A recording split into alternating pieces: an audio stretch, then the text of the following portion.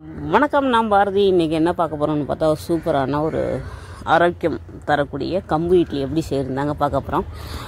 3 பேருக்கு இந்த கம்பு எடுத்துக்கிட்டாக்கா உடம்புக்கு ரொம்ப நல்லது. யாராருன்னு பார்த்தீங்கன்னாக்கா சுகர் அதிகமாக இருக்கும்னு நினைக்கிறவங்க, எலும்பு தேய்மானம், கால்சியம் கம்மியாக இருக்கவங்க இவங்க எடுத்துக்கலாம். உடம்பை குறைக்கும்னு நினைக்கிறவங்க எடுத்துக்கலாம். மொத்தத்தில் எல்லாருமே எடுத்துக்கலாம், முக்கியமாக அவங்களாம் எடுத்துக்கலாம்.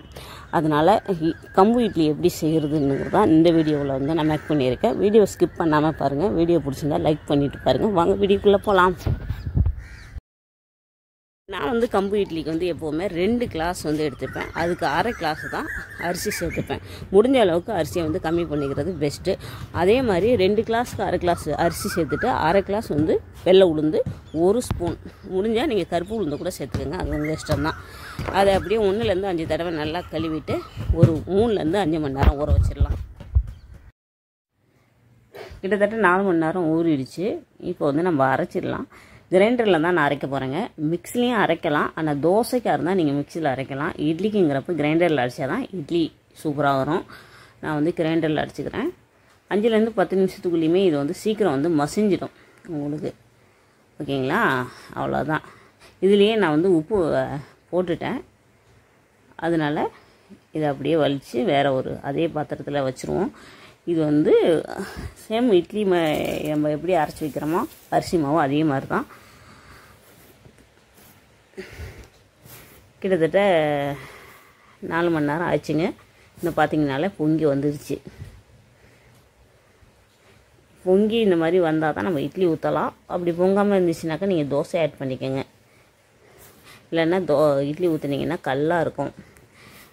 பார்க்குறப்ப சூப்பராக இருக்குது. ரொம்ப கலக்கி விடாமல் ஓரளவுக்கு கலக்கி விட்டுட்டு இட்லி ஊற்ற வேண்டியதாங்க. அவ்வளோதான். நீங்கள் தோசையை ஊற்றுற மாதிரி இருந்தாக்கா தண்ணி ஆட் பண்ணிக்கோங்க. நான் இட்லி ஊற்றுறதுனால ரொம்ப கலக்கி விடலை. நான் சில்வர் இட்லி பானையில் தான் ஊற்றுறேன். எண்ணெய் தடவிட்டேன், ஊற்றி வச்சுருவோம். அவ்வளோதான். இதை அப்படியே இட்லி பானையில் வச்சுருவோம். இட்லிலேருந்து ஆவி வந்துருச்சுங்க. இதை எடுத்துடலாம். நம்ம சும்மா கையை தொட்டும் பார்க்கலாம். அப்படி இல்லைனாக்கா ஸ்பூனை வச்சுக்கிட்டு நீங்கள் அமுக்கி பார்த்தீங்கன்னா அந்த ஸ்பூனுக்கு பின்னாடி ஒட்டக்கூடாது. ஒட்டுனுச்சுனாக்கா கொஞ்சம் லேட்டாக எடுத்துக்கலாம். அவ்வளோதான். கம்பு இட்லி ரெடி ஆயிடுச்சுங்க. இதுக்கு கார சட்னி வச்சு சாப்பிட்டோம்னா சூப்பராக இருக்குங்க. நீங்கள் வேறு எந்த சட்னி வச்சாலும் அந்த டேஸ்ட் வராது. கார சட்னி வச்சு சாப்பிடுங்க, சூப்பராக இருக்கும். சேம் இதே மாதிரி அரைச்சிட்டு நீங்கள் தண்ணி ஆட் பண்ணிவிட்டு தோசையாக கூட ஊற்றிக்கோங்க. இட்லி பார்த்திங்களா? ஆனால் சுட சுட சாப்பிட்ணும். இந்த இட்லி மட்டும் கம்பு இட்லி கொஞ்சம் லேட்டாக சாப்பிட்டிங்கன்னா கல் ஆகிடும். நான் வீடியோக்காக சூப்பராக இருக்குன்னு சொல்லிட்டுலாம் போக விரும்பலை.